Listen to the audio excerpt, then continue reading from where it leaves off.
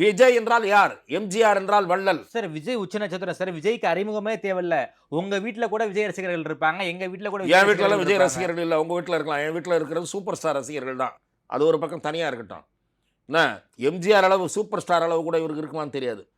ஆனால் விஜய் ஒரு மாபெரும் திரைக்கலைஞர். நான் அதை இல்லை என்று சொல்லவில்லை. நான் சொல்ல வந்த பாயிண்ட்லிருந்து நீங்கள் டீவியேட் ஆகிறீர்கள். எம்ஜிஆரோடு இவரை ஒப்பிடவே முடியாது. எம்ஜிஆர் சரித்திர புருஷர், மிகப்பெரிய பாப்புலாரிட்டி, கொடையாளி, வள்ளல், அதெல்லாம் ஒரு பக்கம். அது அவருடைய திரையுலக பிம்பம். சமூகத்தினுடைய அத்தனை கதாபாத்திரங்களும் நடித்து வரவர். மீனவனாக, தொழிலாளியாக, விவசாயியாக, ரிக்ஷாக்காரனாக அத்தனை கதாபாத்திரங்களிலும் நடித்து அந்த மக்களை திரையில் பிரதிபலித்தவர் எம்ஜிஆர். இவர் யாரு?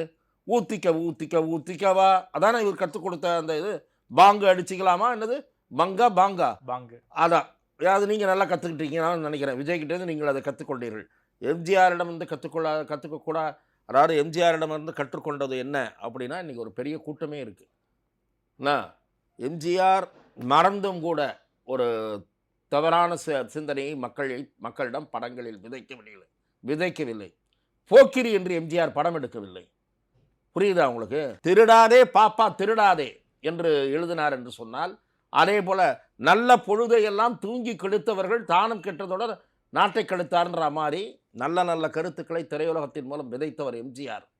ஓடி ஓடி உழைக்கணும், ஊருக்கெல்லாம் கொடுக்கணும் இந்த மாதிரி ஒரு பாட்டை எடுத்து காமிங்களா இவர்கிட்ட? சார் வில்லு படத்துல இப்போ பல பாட்டு வந்திருக்கு. இல்லைங்க சார், நீங்க இதெல்லாம் சொல்லாதீங்க சார். நான் சொன்ன பாட்டெல்லாம் நிறைய வந்திருக்கு. தீப்பந்தம் எடுத்து தீண்டாமை கொடுத்துலாம் இருங்க, அதெல்லாம் வந்து ஒரு நான் சொல்லுகிறேன், எது தேவையில்லையோ அதை அதிகமாக செய்திருக்கிறார். நீங்கள் குறைவாக செய்ததை சொல்லி காட்டுகிறீர்கள். நான் சொல்லுவது எம்ஜிஆர் படம் எடுத்தாலே போதனைகள், தத்துவ பாடல்கள் என்று ஒரு 100 பாடல்களுக்கு மேல் எம்ஜிஆருக்கு இருக்கின்றன. கண்ணதாசன் எழுதுனது, வாலி எழுதுனதெல்லாம் அந்த மாதிரியாவது. நான் ஆணையிட்டால் அப்படின்னு எழுதினார், அந்த நிலைக்கு வந்தார். இங்கு ஏழைகள் வேதனை படமாட்டார். ஆகவே அதை வந்து சாதித்து காட்டுவார் எம்ஜிஆர். எம்ஜிஆரோடு இவரை அந்த கூட்டத்தில் ஒப்பிட்டதை போல அறிவிலித்தனம் எதுவும் கிடையாது என்பேன் நான் ஓங்கி சொல்வேன்.